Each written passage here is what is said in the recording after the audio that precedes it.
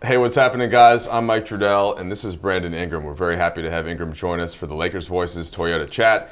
Brandon, you're aware, of course, having done this with us in the past, that the Lakers and Toyota go back 42 years, which is literally twice your age. Wow. I mean, that's amazing, I guess. I mean, Yeah, I appreciate you commenting on it. I was just more kind of throwing it out there.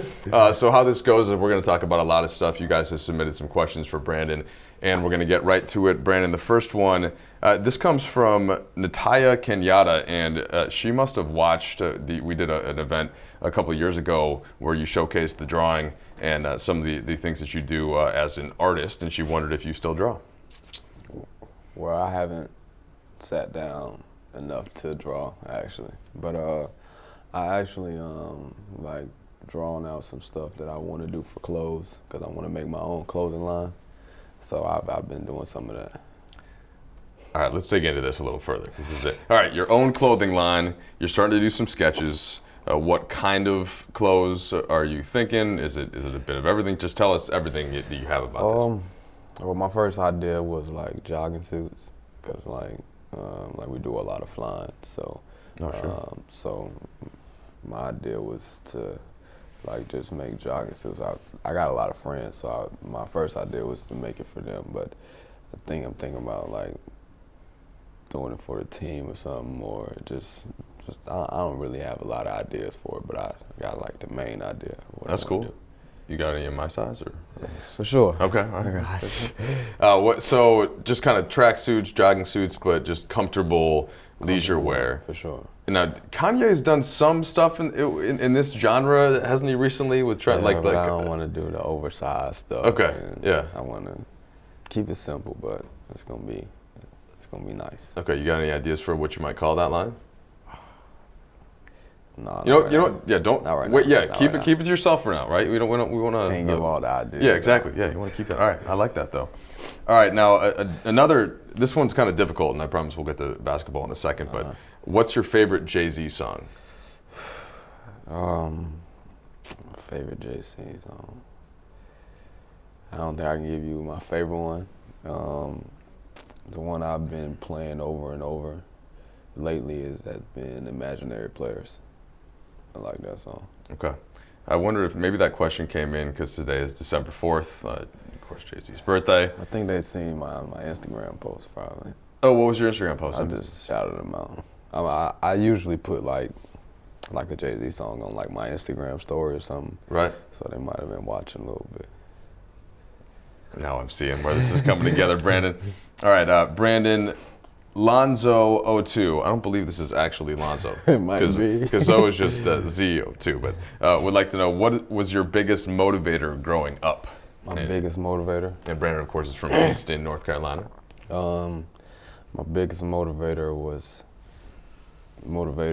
was my mom, my dad, and probably my great aunt.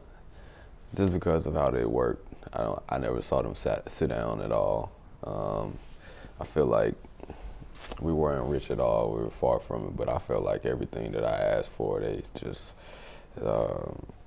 made it like possible for me to have it. Like no matter no circumstance of anything, I always thought my dad was Superman because everything I asked him for, he could do. Everything I couldn't do, he could do. My great aunt, she was just there for me. She taught me things about life, so I'd say those three. That's cool. I notice your family's at most games, if not every game. One of the first things you did, we talked about, I think when we did the chat during your rookie year, was you wanted to get them taken care of, right? Sure. Once what was it like for you to be able to do that, and how is it now that it's been a couple of years, since you've been in the NBA? But what's it been like to sort of give back, I guess, to your parents? For me, it was a priority. It was like a no-brainer. Whatever they wanted when I first got to this league, or whatever I could do for them, I wanted to reach out. I still want to continue to give. I'm trying to get my mom to stop working. She still continue to work. My dad works with me now, but just to play this game and provide for them is just a blessing. So your mom's still re-emphasizing that work ethic even today when she doesn't have to? She's 32 years at her job now. at the same job she's been at, so she want to keep going. That's cool. All right. I also noticed you have a lot of your friends out, and I'm assuming, is it the same crew from Kinston that's been with you the whole way through? Same crew from grade school. Just Who's in the crew? you want me to say that name? Yep. Give them a shout out. I don't know if they want their real names out. So got it. I don't know. They got nicknames. Oh, okay, got it. Yeah. I hear you. Yeah, you want me to say nicknames? It's your deal, man. It's up to you. One of them is named Deuce. Deuce. One of them is named Craig. One of them is named Kemp. And then I got my older brother here, my actual brother, which is his name is Bo Ingram. He played basketball too, so that's one of my motivators too. And so it's got to be, you've got a network of support with the Lakers, your teammates, your coaches, and et cetera. But it's got to be nice to just have that stability and the people that have known you the longest. Absolutely, I think, and those are the people that keep it the most real with me. I think no matter what you want to hear, you're always going to hear some of the things what you want to hear, but I think they tell me the things that I need to hear, what I need to do, what I need to do better, just everything. Any good examples lately from something that one of them has told you to just kind of keep you grounded or keep you focused? I don't think it's good for the camera. You know, Gotcha. It's hard nose. Gotcha. All right, keep that within the family. Keep that within the family. All right, this is from King Luz. What's your favorite thing to eat before game time? Before game time, pasta. I think it just gives me the most energy to be on the basketball floor. I think that's the thing I eat the most before games. What do you put on the pasta? Pasta, any kind of like ravioli sauce or any kind of meat sauce that they have up there. Gotcha. All right, this question I thought was interesting, and it was somebody going back to your Duke days, and Casey saying, Brandon, at Duke you took a lot of threes. Why is that different now that you're in the league, especially since it's all about the threes now? And just to check his facts, okay, I remember I know you shot a really good percentage at Duke. You shot 41% from three, but you took 5.4 threes per game. Now, of course, some of the twos that you're taking now were essentially threes at the college level because of the lines, but it's a good way of asking, what do you think about your shot distribution, and where do you think that aligns with the three-point line? It's been a bit of adjustment. I think coming from college to the NBA, I think the line does get a little further. I think my first year, I couldn't even get the ball to the rim from the three-point line, so that kind of changed my shot up a little bit. I had to change my mechanics. Right. And then as the years went on, I just get comfortable and more comfortable every year, every month, every day that I put in repetition. But I plan to shoot more threes. Especially this year. I'm feeling more comfortable behind the three, but the mid-range game has been really good to me, especially being at the two position, shooting over smaller players and just getting to the basket. Yeah, it seems like since you've been at that two spot and with LeBron at the three, you're getting a mismatch almost every time. Is it hard? Is it tempting? Well, there's another way to put it. Sometimes you can get a clean look in the mid-range. Absolutely. Right? And so every time you catch, you can turn baseline, you can spin the middle, you can up fake, you get to the rim, and it's going in. So is there a little bit of, well, this is working, so I should stick with it? And how does that go through your head? You know, it's tricky sometimes. Yeah. Because I feel like I can get my shot off at any time, and I try to figure out. Sometimes I'm not being aggressive. Sometimes I'm taking the mid-range a little bit too much. Sometimes I can get all the way to the rim instead of settling for the mid-range. But what I find is just me being in attack mode and being aggressive at all times. Stopping when somebody stops you, and then that's when the mid-range comes. But if no one stops you, just get to the basket, and that's what I'm learning as I continue to play. You know, the thing about the three-point line, too, is that you made a big jump in percentage from your rookie year to last year. You were all the way up to 39%. Now, the volume was a little lower. I think it was somewhere around 2 per game. It's been similar this year, and the percentage has been climbing.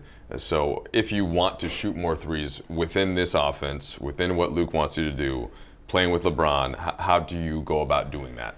Watching more film. I think I just have to know when the shot is going to come, when I can get that shot up. But all in all, it's just me just taking the shot a little bit more so I can feel more comfortable in games. Gotcha. All right, cool. All right, Hustle Nectar would like to know, what was your first tattoo? First tattoo. My first tattoo was a scroll. It says, "I can do all things through Christ who strengthens me." I think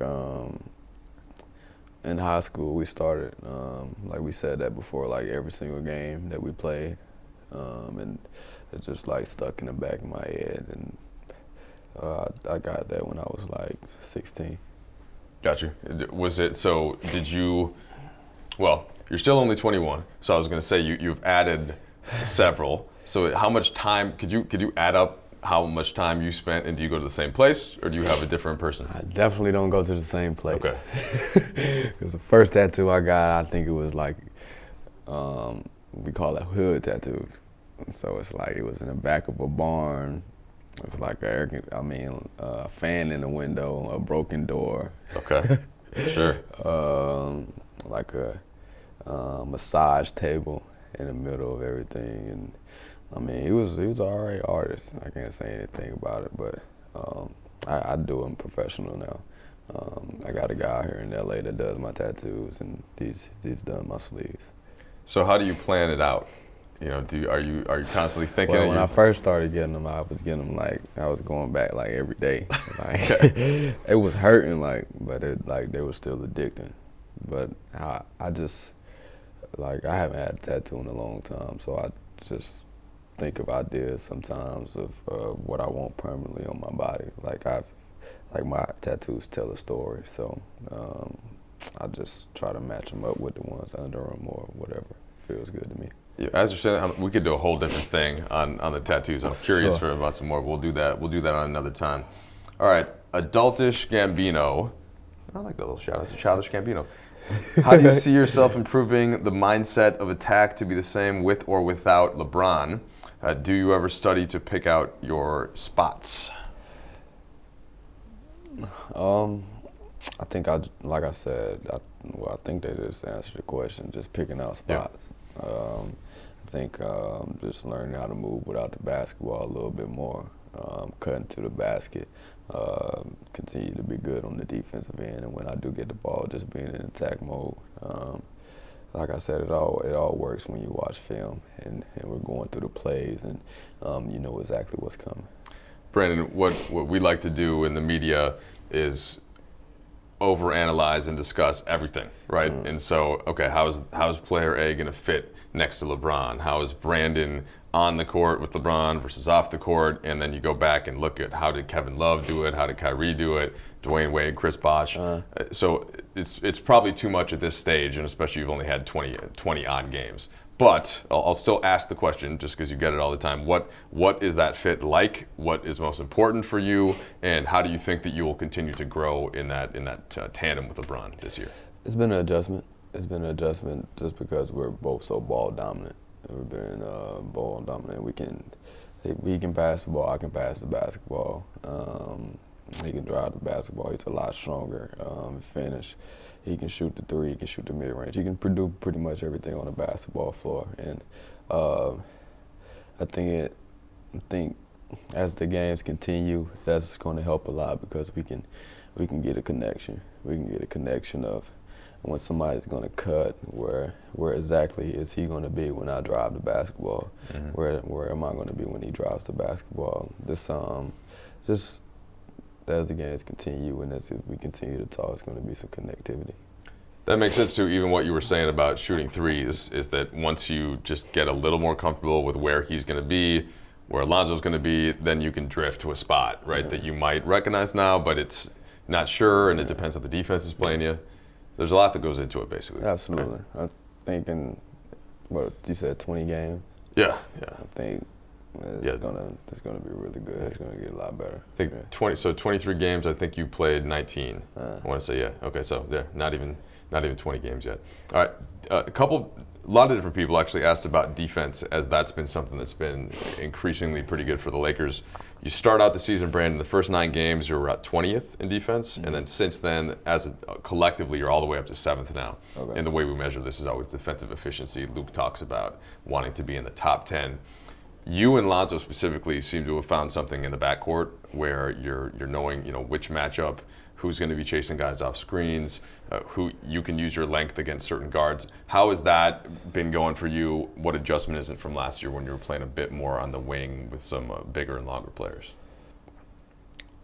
I don't think it has been much of an adjustment because you kind of guard the same guys 1 through 3, but I had a chance to see Lonzo in full effect on the defensive end, and I think when you have the point guard guarding someone full court and just chasing the guy all the way around, always in the right spot, I think it just makes you want to get down in the stance and be his backup and have his help whenever he needs it, or having the same energy that he has. So I just try to use my length to the best of my ability. Try to contest shots at all times when I can, and just try to make it hard on the offensive player. I think I just try to, before games, I just try to watch film and see the tendencies of guys, of what they do well, and just try to make it hard for them. It's interesting how you say that. We think of you sometimes, so your length is so obvious to anybody watching, but we talked about the first couple of years, you were still figuring out, all right, offensively, I can take one step, extend my arm, and it's basically at the rim anyway. I could just turn my hand over. But it took a little bit of time, and you were getting hit your first year, then you got stronger, right, so you started finishing better. How about defensively? Was there a time when you realized, okay, wait, I got a guy like McCollum, I can actually step back further because then I can close maybe faster than most guards? Or how has that evolved for you? And to your first point, I think that's still taking time. Okay. I've watched film of me just going to the rim and my elbow being over the rim, and I can just turn over some stuff, and it's just me getting in the gym and getting back to just finishing over the top of people. But on the defensive end, I think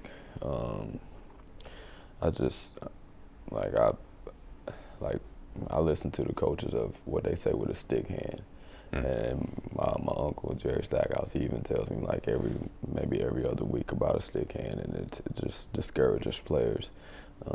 Just with my length, like I said, I just try to make it hard on different players. I back up, use my length, slide my feet, try to beat them to the spot without fouling, and I think that's just easy for me. Stick hand? Stick hand. So stick hand. Yeah, what's behind having a good stick hand? Balance. Okay. Balance. Is it just strength too, the core strength? Yeah. This is a certain technique that you can just go through, just building out, stutter stepping before you get to the defender. Just ready to slide your feet if somebody makes a move, just trying to get your foot up to the top foot of the defender. You mentioned, so the offensive side of this with the length, I'm trying to figure out how, so you're watching film and you're noticing, all right, you beat your guy and you have a step to the rim and you end up, laying it in or doing a bit of a floater, and you're just noticing that if you just keep going up, it would have been a dunk, basically? I'm noticing I don't need to finish stronger. Okay, well, I know a couple times in these past few games, I'm just throwing the ball up there, and I can just lay it right in. Got it. Okay. All right. V. Kerr, Brandon wants to know, who has been the toughest player you have defended in your career? In my career, the toughest player has been Kevin Durant, just because he's labeled at 6'9" and he's 7'1".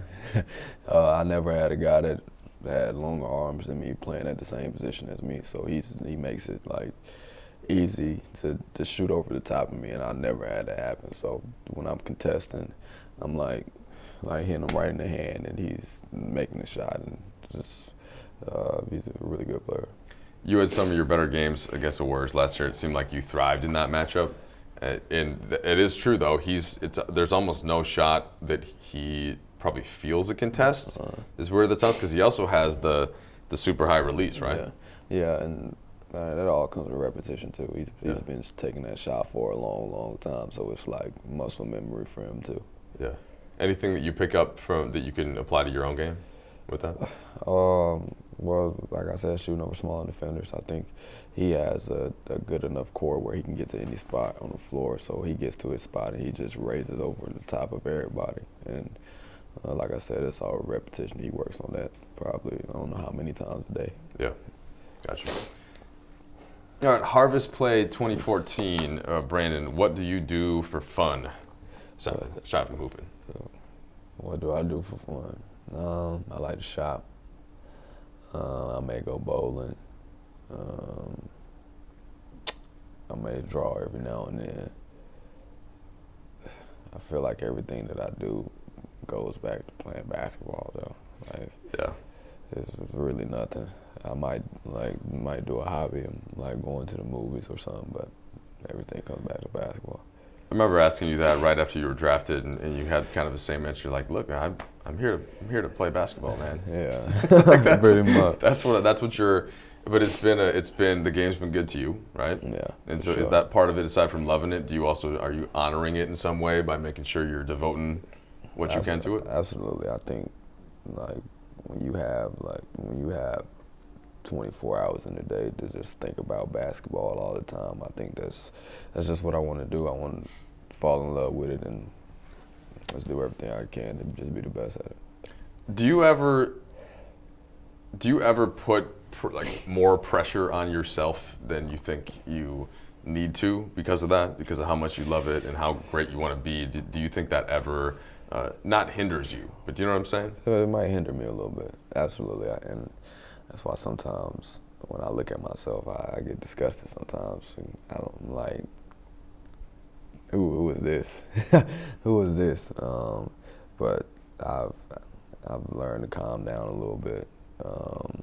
It's just because my standards are higher than anyone else's. I don't look at anyone else's standards of what they want me to do or what do I need to do, but I just know the person I'm going to be and the person I can be now.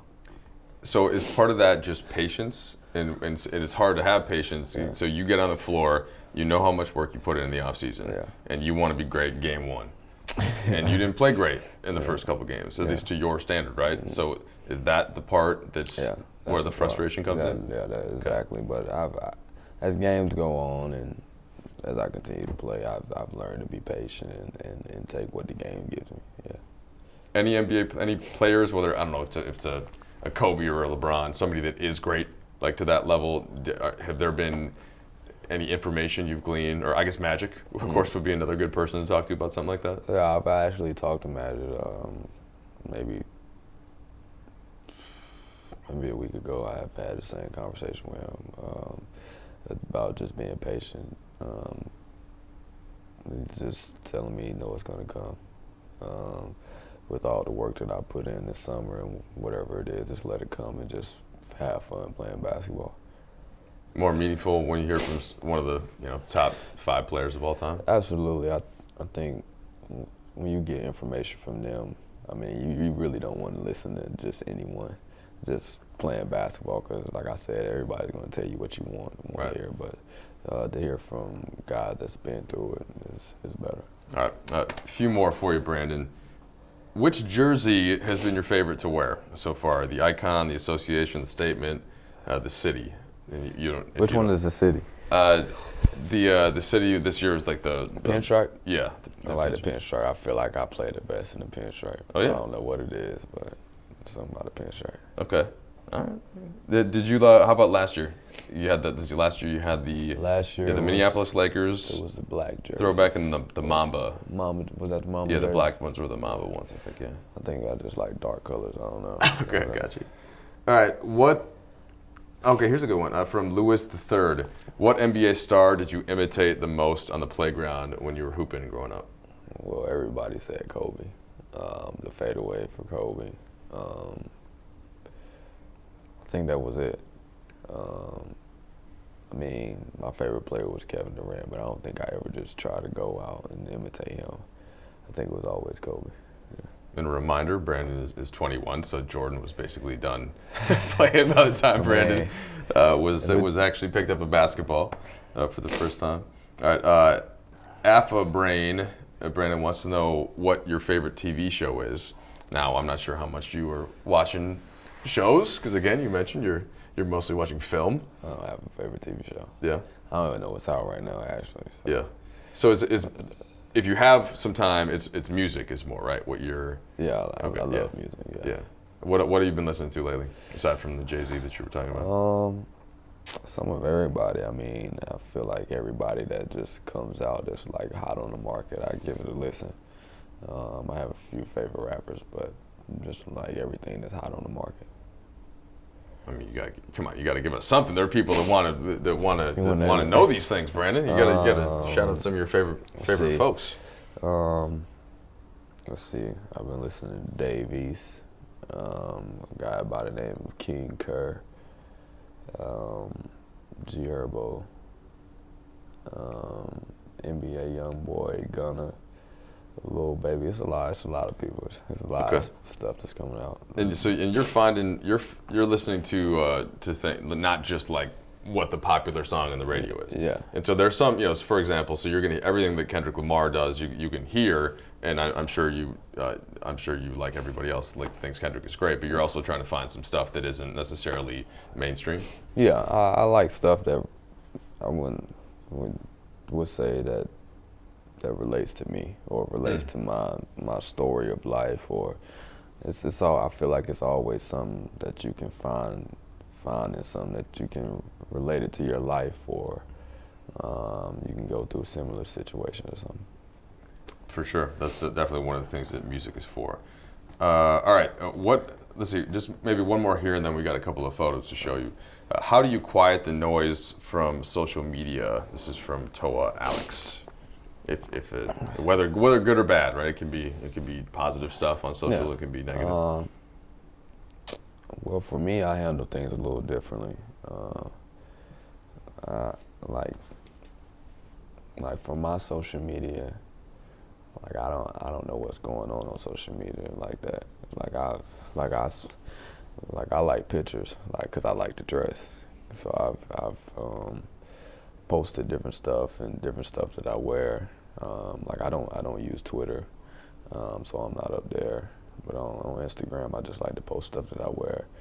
I like to look at different people on Instagram, whatever it is, whether it's different posts or something. But like the people that say stuff about me or make comments or anything, like I might look at comments of like the people that I'm close with or some of my friends, but I don't really look at none of that stuff. Like I know if it could be positive, it could be negative, but it won't drive me or anything. I don't think it's for me to look at. I don't really care about it.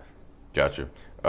Last thing before we get to some of these pictures, anything from Hart or Kuzma and Lonzo, and I bring this up because I asked you about once we show these pictures, you were kind enough to inform me the difference between drip and swag a couple of weeks ago, which was very kind of you. Kuzma had mentioned also the difference between some of these things. How would you evaluate some of your teammates in that context? What do you think about Kuzma's dressing? What about Hart? What about Lonzo? Any thoughts on those guys? Who you want me to start with? Let's start with Kuzma. What do you think about Kuzma's style? Kuz, he can dress. He throws me off some days. Like the pink fur coat in Chicago last year? No, that was terrible. But he wears some different stuff. I like some of the fits that he puts on. Yeah. But everything that he puts on is not great. Okay. How about Lonzo? Lonzo, he's been better. He surprises me with some of the stuff he's worn lately. I think he puts it together nice. His shoe game is getting better. It's been up to par this year. So you've been, aside from wearing some basketball shoes, you'll wear some more designer shoes. I've noticed lately. Yeah. Yeah. How has that evolved for you? Well, I really like I don't go by the designer. Maybe I just like sometimes I just like how the shoe looks. Got it. Like maybe Valentino or Louis Vuitton or Dior, whatever it is. I just like how the shoe looks. Okay. And then how about Josh Hart? What's he been bringing? He's Josh. Like he knows like who he is, so he dresses exactly who he is. I like some of his fits, like the denim on denim he had on the other day. I really like that. Can't remember some of the other stuff he had. He'll break out the football jerseys here and there too, Yeah, right? I like that too. Yeah? Yeah. Which is more like that's him, right? Yeah. And then JaVale had the Randy Moss jersey on. JaVale's swag is different too. Yeah. He got the fanny pack swag. So, Yeah. like I said, everybody, you know, whose swag I do like, and I think he has the most swag on the team is Tyson Chandler. Oh yeah. He dresses really good.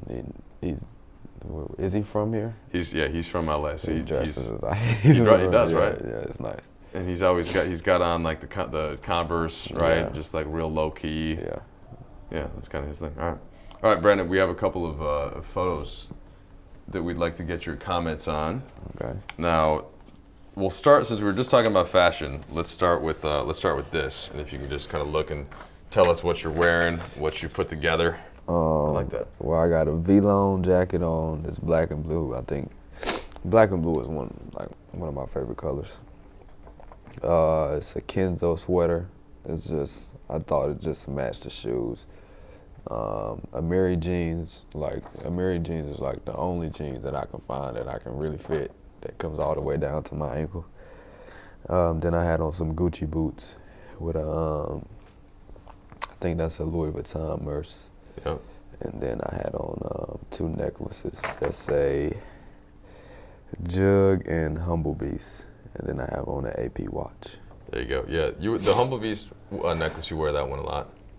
Yeah, that's one of my favorite. I think that might have been my first necklace. I actually, my mom used to call me Humble Beast, but I actually,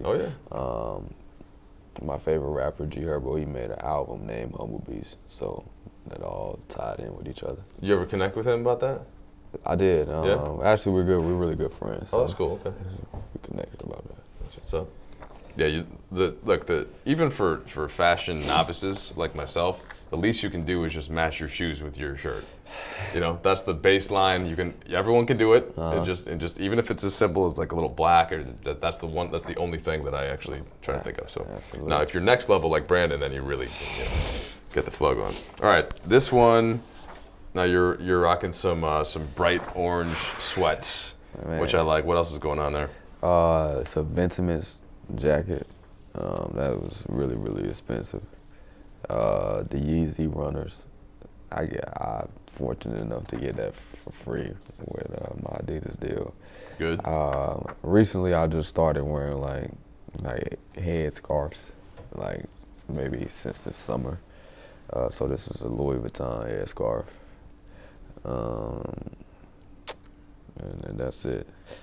I mean, I really get dressed for like just to look at myself. I don't know. Like I really, really like fashion. So yeah. I can't wait till your line of comfort wear and sweat tracksuits come out, man. I'm gonna have the whole facility in it. Yeah, for sure. What with this? Do you remember what I brought up to you about fashion in Denver after the game? Was that Denver? I don't remember. The socks? Oh, you said the Gucci. I saw somebody sent me a link that Louis Vuitton was coming out with socks. That were one. And they were like $120 for a 3-pack. I'm not sure if it was for one or for a 3-pack. And I said, Brandon, I bet I will see these on you at some point soon. And you said, nah. But I stand by that. I think socks is the next area for you to. I don't think so. You know, it's a shoe called Raf Simons, and they have like little holes in them, and that's the only way that I would wear like some designer socks that had everything on it. But like I walked into my place downtown the other day, and some guy had like some Gucci socks all the way up to his knee. It wasn't not for you. I advise everyone to not do that.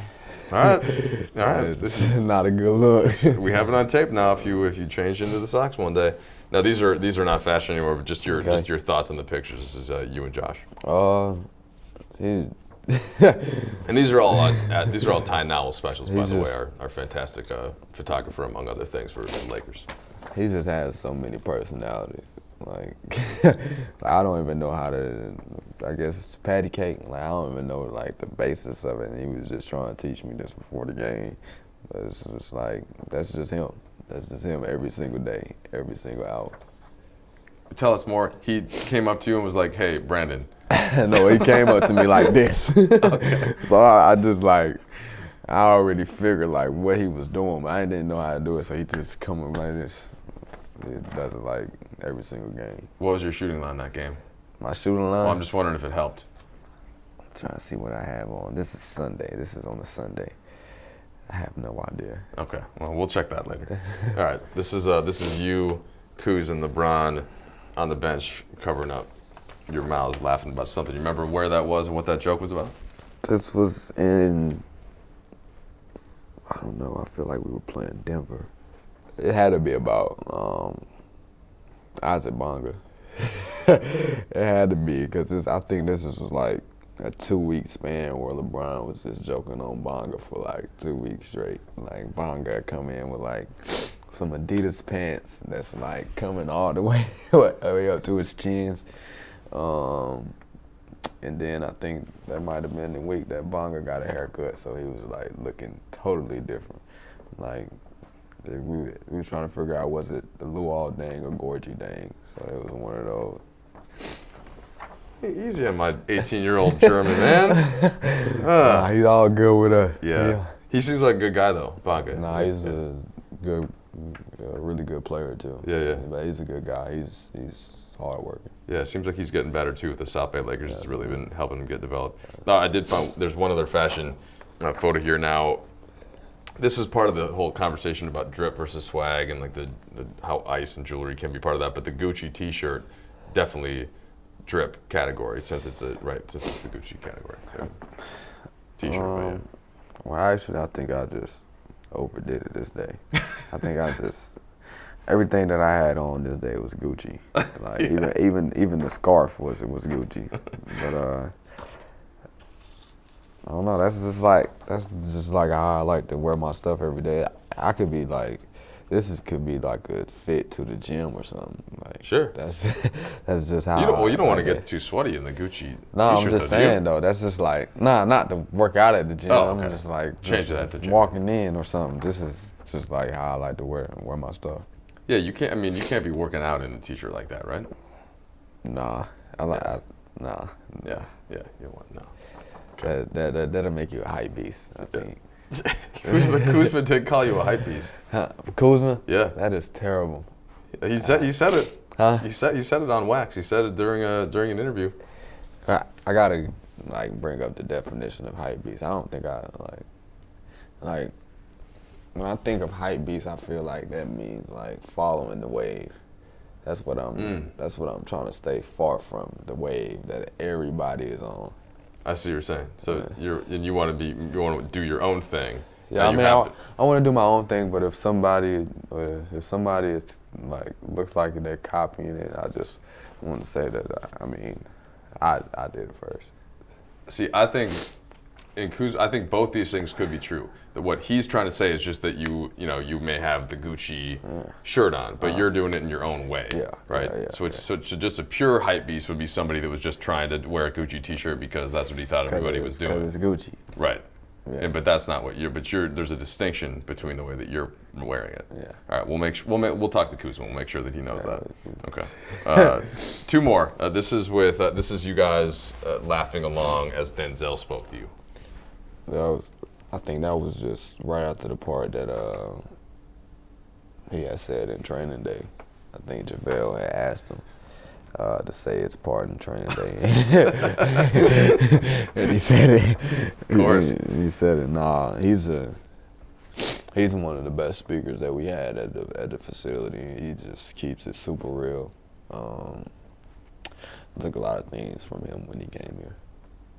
It's hard not to respect. I mean, I've never seen him have a performance that wasn't A or A plus. I mean, he seems like he just brings it. So that has to be for somebody that you guys have all gotten to a certain stature of basketball where you've had to be A or A plus basically your whole lives to keep advancing. So is there some parts of you that relate to that part of it and all that goes behind it? Yeah, I think when you see guys like this, you just want to know every little detail he does to like make him him.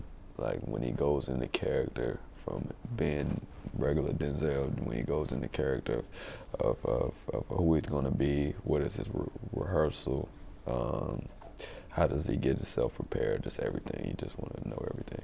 For sure. All right, last one. This is you just chatting it up with the referee. What's been you if you want to just reflect on that picture, but do you want to share anything about the way you approach referees and discussing things with the refs during games? My dad used to be a referee, so I've had reactions where they weren't so good, and I kind of like with my dad being a referee, I kind of see how they think. Like if they make a bad call or something, I kind of try to like put myself in their shoes and try to see what they thought on this play. So my first question all the time is, what did you see? What did you think on this play? And then I just try to like clear it up and tell them what actually happened, and they'll say we'll look at it at halftime or something like that. So I've gotten better with the refs. So I just asking them what did they see. I know that's genuine, but it's also smart. It's just that you're giving them respect, as opposed to just immediately yelling and complaining of, okay, because it is a hard job. Yeah. I mean, you guys are pretty fast and athletic, and they're both sides can make, sometimes players are trying to trick them. I mean, sometimes it does get to that point where you just where you just start yelling and you just want to of course, right? Human nature, let right? everything off your chest. But like I said, I just try to handle it a little bit different now. Have you noticed that since you do that, have you noticed that they sort of give you respect back, maybe more so than your first year? I mean, they give respect back, but not really. Not all the time. It gets better. Okay. But they give respect back for sure. All right, Brandon. Thank you so much, man, for taking all the time. It's been a pleasure. I appreciate you. Having the insight that you have on all these different things at your age, and we'll look forward to seeing you back on the court shortly. But this has been Lakers Voices. Brandon Ingram giving us all of his time, and the Lakers and Toyota going back 42 years. We'll see you guys next time.